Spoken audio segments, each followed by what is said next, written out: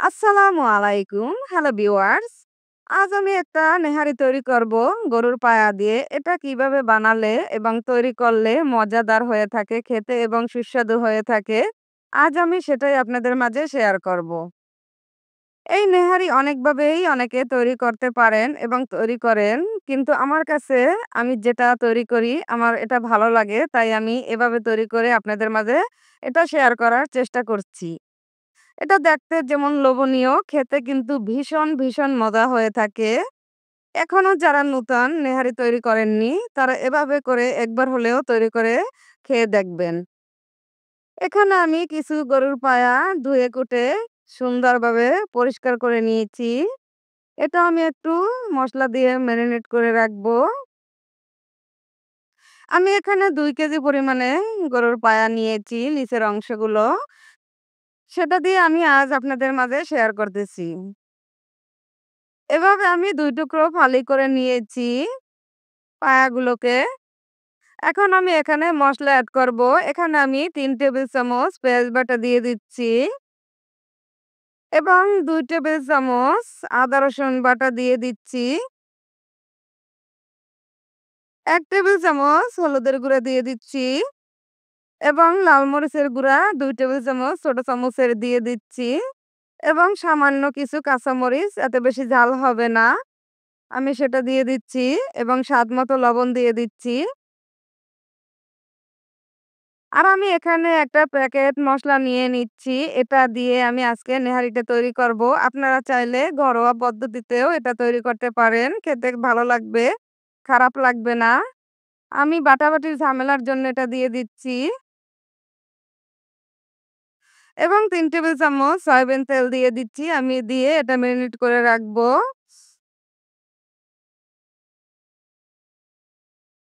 আমি এটা ৫ minute marinate করে রেখেছিলাম। এখন আমি চুলার প্রসেসে যাব। এটা আমি তৈরি করার জন্য রান্না করব। এখানে আমি একটা ফ্রাই প্যানে আমি সামান্য কিছু তেল দিয়ে দিচ্ছি ৩ টেবিল চামচের মতন। আমি কিন্তু নেহারিতে আবার পরে বাগার দিব। এটা জাস্ট একটু সুঘ্রাণের জন্য আমি দিয়ে দিচ্ছি। পেঁয়াজ কুচি দিয়ে দিচ্ছি ১ তেজপাতা ও ১ টেবিল চামচ ঘি দিয়ে দিচ্ছি।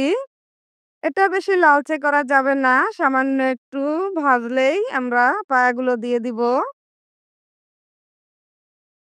মসলা সহকারে আমি এটা দিয়ে জাস্ট একটু মিডিয়াম হিটে চুলার জালটা কমিয়ে আমি এটা একটু কষিয়ে নিব পানি ছাড়া। আমি কিন্তু এখানে পানি ইউজ করিনি। আমি শুধু মসলাটাই খুব কম জাল দিয়ে আমি এটাকে কষিয়ে নিতেছি। জাস্ট একটু মসলাটা যাতে গন্ধটা চলে যায়। আমি এভাবে করে একটু বারবার লাড়িয়ে চাড়িয়ে দিচ্ছি। যেহেতু আমি এখানে পানি ইউজ করিনি, মসলাটা পুড়ে যেতে পারে। তাই আমি চুলার জালটা কমিয়ে এটাকে আমি একটু তেলের উপরে সামান্য কষিয়ে নিতেছি।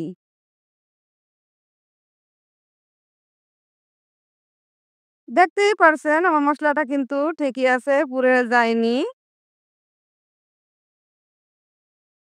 আমার কষানো হয়ে গেছে। এখানে আমি পর্যাপ্ত পরিমাণে এখন পানি দিয়ে দিব। কারণ নেহারি রান্না করার জন্য কিন্তু অনেক পানির দরকার হয়। একটু বেশি পরিমাণে পানি দেওয়া লাগবে। আর এটা সময় দিয়ে কিন্তু রান্নাটা করা লাগবে। কারণ যেহেতু গরুর পায়া সিদ্ধ হতে অনেক সময় লেগে যায়। এখানে আমি সিদ্ধ হওয়ার জন্য ১ টেবিল চামচ আমি টেস্টিং সল্ট দিয়ে দিচ্ছি। কারণ এটা দিলে হবে কি, এটা দিলে সাথে একটু ভালো তাড়াতাড়ি করে সিদ্ধ হয়ে যাবে। দেরি হবে না অতটা। এটা দেওয়ার একটু চেষ্টা করবেন।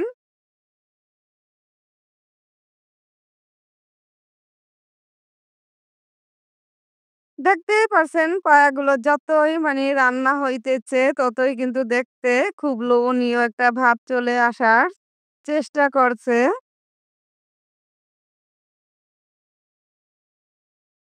বারবার একটু লাড়িয়ে চাড়িয়ে দেওয়ার চেষ্টা করবেন। কারণ এটা তো ভারী যুক্ত একটা। এইজন্য একটু লাড়িয়ে-চাড়িয়ে দিতে হবে। কারণ সবটাই যেন ভালোভাবে সিদ্ধ হয়ে যায়।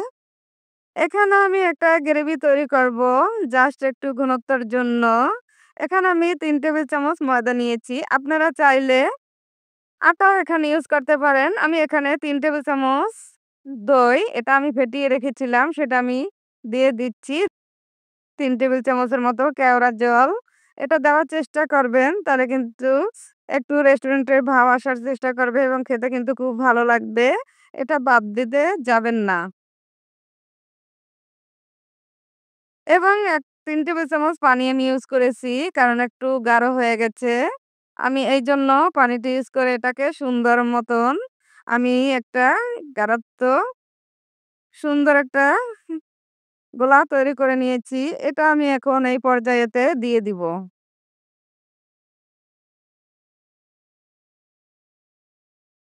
দেখতেই পাচ্ছেন কালারটা কিন্তু খুব সুন্দরই এসেছে। আরো চলে আসবে কালার। এটা আমি এখন আস্তে ধীরে দিয়ে দিব এবং লাড়তে থাকবো, যেহেতু এটা তলায় যাতে লেগে না যায়। এভাবে করে দিয়ে দিবেন এবং লাড়ার উপর থাকতে হবে। যাতে দলা পেকে না যায় সেদিকে খেয়াল রাখতে হবে।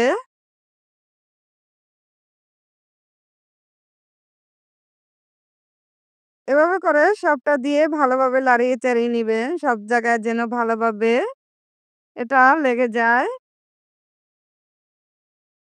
এবং মিশে যায় ভালোভাবে। আমার পানিটা একটু টেনে, টেনে এসেছে। এই পর্যায়ে আমি একটু ১ টেবিল চামচ গরম মসল্লা এবং ১ টেবিল চামচ জিরার গুঁড়া দিয়ে দিচ্ছি।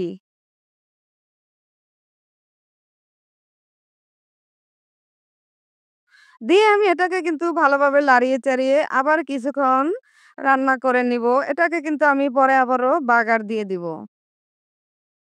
এখন আমি এটা আর কিছুক্ষণ একটু বলক হওয়ার পরে আমি জাস্ট যে মসলাটা আমি রেখেছিলাম প্যাকেটের, সেটা কিন্তু আমি এখন ইউজ করতেছি।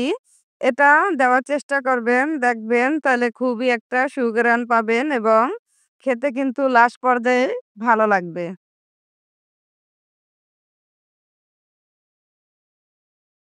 আমি কিন্তু সবই ধাপে, ধাপে দিয়ে দিচ্ছি। একসাথে কোনোটা মসলাই দেইনি। একটু খেয়াল করে দেখবেন। আমি এখন অপর সাইডে রেখে এটা আমি এখন একটা বাগার দিয়ে দিব। তাই আমি একটা কড়াই নিয়েছি। এতে আমি সাদা তেল ইউজ করতেছি এবং ঘি দিয়ে দিব ১ টেবিল চামচের মতন।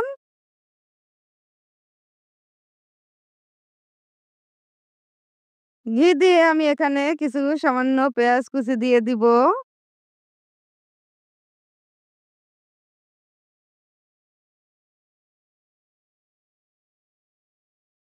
এখন আমি পেঁয়াজ কুচি দিয়ে এখন ভালোভাবে লাড়িয়ে চাড়িয়ে একটা সুন্দর একটা কালার নিয়ে আসবো। এদিকে খেয়াল রাখতে হবে যাতে এই বেরেস্তাটা পুড়ে না যায়। তাইলে কিন্তু খেতে ভালো লাগবে না। আমি এখন দিয়ে দিচ্ছি সেই বেরেস্তাটা।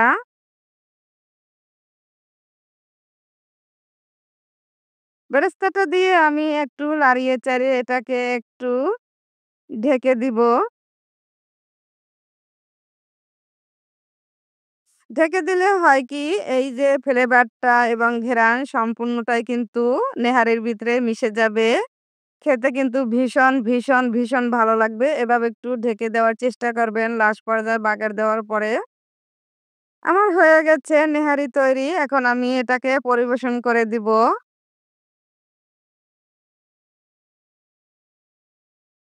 এখন আমি নেহারিটা পরিবেশন করতেছি। এটা কিন্তু ঠান্ডা হয়ে গেলে আরো কিছু গাঢ়, গাঢ় হয়ে যাবে।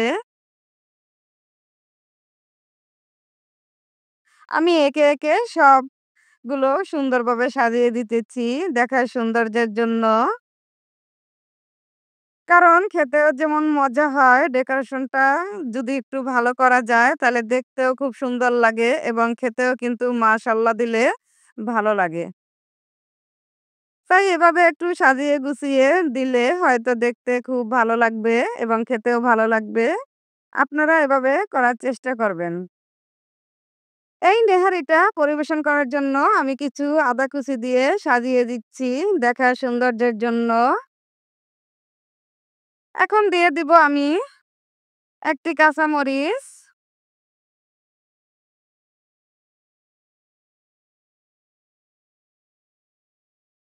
এবং দিয়ে দিব আমি সামান্য কিছু বেরেস্তা।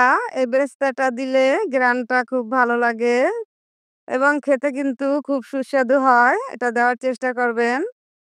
এভাবে করে একটু সামান্য বেরেস্তা উপরে ছড়িয়ে ছিটিয়ে দেওয়ার চেষ্টা করবেন এবং এখানে আমি দিয়ে দিচ্ছি সামান্য কিছু ধনিয়া পাতা।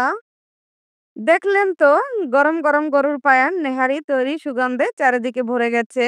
ভিডিওটা ভালো লাগলে লাইক, শেয়ার আর সাবস্ক্রাইব করতে ভুলবেন না। কমেন্টে জানাবেন আপনারা নেহারিতে কোন বিশেষ মসলা দেন। তাহলে আমি খেতে বসি, আপনি ভিডিও দেখে আর নেহারি বানাতে বসে যান। আপনারা সবাই ভালো থাকেন, সুস্থ থাকেন। আল্লাহ হাফেজ।